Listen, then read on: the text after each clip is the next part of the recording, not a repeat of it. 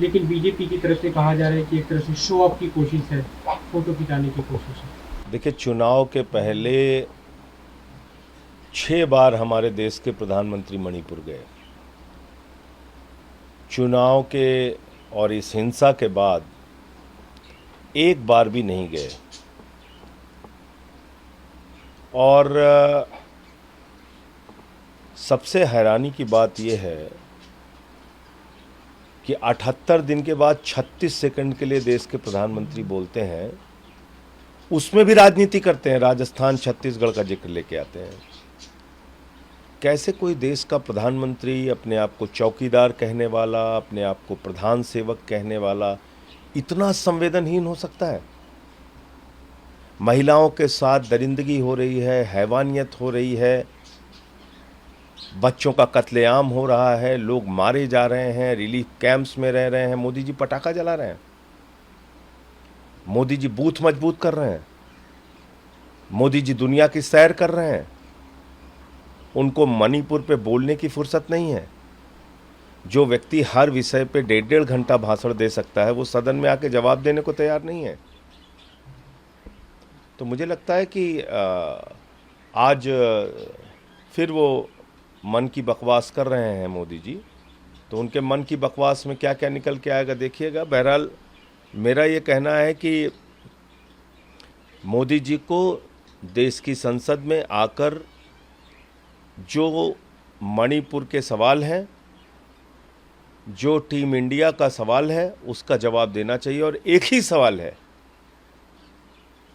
कि मणिपुर शांत कब होगा, और वो निकम्मा मुख्यमंत्री जो कह रहा है ऐसी वहाँ सैकड़ों घटनाएं हो रही हैं दरिंदगी हैवानियत की, वो मुख्यमंत्री बर्खास्त कब होगा, मुख्यमंत्री हटाया कब जाएगा।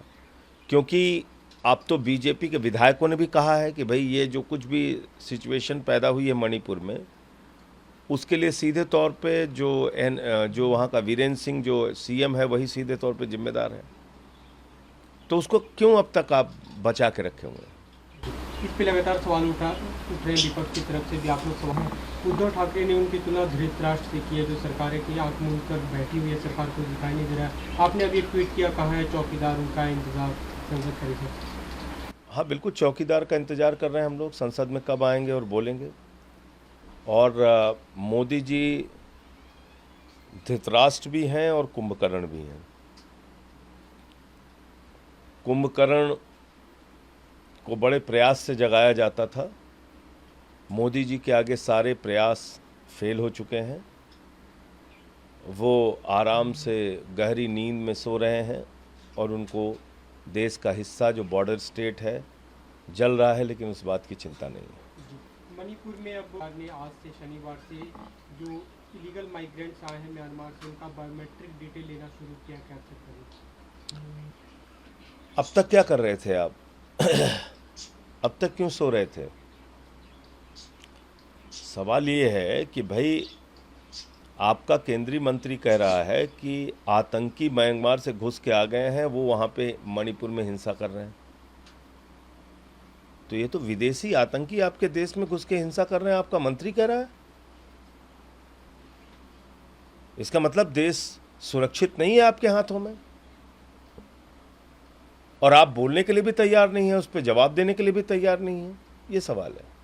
एक दूसरा मुद्दा जो टीएमसी के नेता Abhishek Banerjee, teacher recruitment scam में चार्जशीट में उनका नाम है, पहली बार है किसी एजेंसी के चार्जशीट में उनका नाम आया। देखिए, ऐसा है कि सारे तथ्यों की जांच परख होनी चाहिए, लेकिन मैं तो एक ही बात कह रहा हूं कि जिस तरीके से ईडी और सीबीआई का दुरुपयोग मोदी जी की सरकार कर रही है, आप इसके बारे में क्या कह सकते हैं?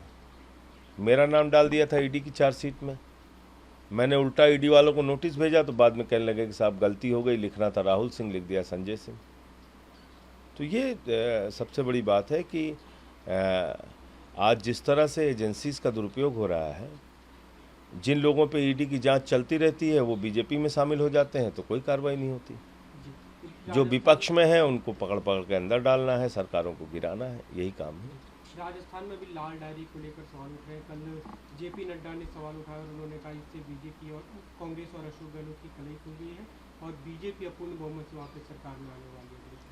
अब वो तो जनता को तय करना है कौन वापस आएगा नहीं आएगा।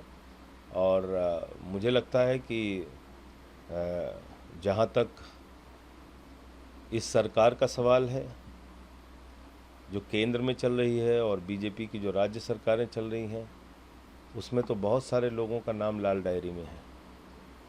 किसका किसका जवाब देगी बीजेपी?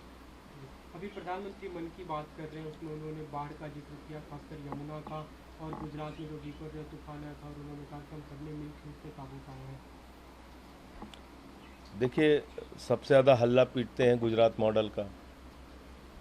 क्या हालत हुई आपने देखा होगा। मैं कहता हूँ राष्ट्रीय आपदा पर एक नीति बनाइए, और जब भी ऐसी कोई आपदा किसी भी राज्य के अंदर आए, उसमें राजनीति करने के बजाय वहाँ कैसे राहत पहुँचाई जा सकती है, इसके ऊपर काम करना चाहिए। तो ये प्रधानमंत्री की मन की बात है, उसमें उन्होंने हज का जिक्र किया कि महिलाएं वहाँ से हज से लौटी 4000 से ज़्यादा, और जीविका मेरी माटी मेरा देश कार्यक्रम चलाएंगे, लेकिन आधे घंटे कार्यक्रम पूरे मन की बात है, मणिपुर का जिक्र नहीं है। देखिए, ऐसा है कि मैं बार बार इस बात को कह रहा हूँ कि प्रधानमंत्री हमारे बहुत ज्ञानी हैं, इसरो के वैज्ञानिक भी हैं, रेलवे के इंजीनियर भी हैं, अच्छे डॉक्टर भी हैं, राफेल की डील भी कर लेते हैं, विदेश मंत्रालय के सब्जेक्ट पे भी बोलते हैं, तो हर प्रकार का उनको ज्ञान है। नाली के गैस से चाय भी वो बना सकते हैं।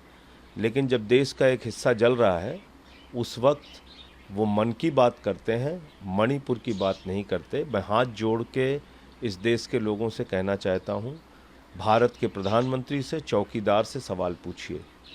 ऐसा नहीं हो सकता कि एक देश में एक हिस्सा जल रहा हो, महिलाओं के साथ बलात्कार हो रहा है, बच्चों का कत्लेआम हो रहा हो, और देश का प्रधान सेवक, देश का रखवाला, देश का चौकीदार खामोश रहे। और साथ ही साथ एक रिक्वेस्ट और मैं करना चाहूँगा इस देश के लोगों से कि ये हर 14 दिन पे जो मन की बकवास करने के लिए प्रधानमंत्री जी आते हैं, वो मन की बकवास सुनना अब बंद करना चाहिए और उनसे सवाल पूछना शुरू कीजिए। उनको प्रधानमंत्री मन की बकवास करने के लिए नहीं, मणिपुर की बात करने के लिए बनाया गया है।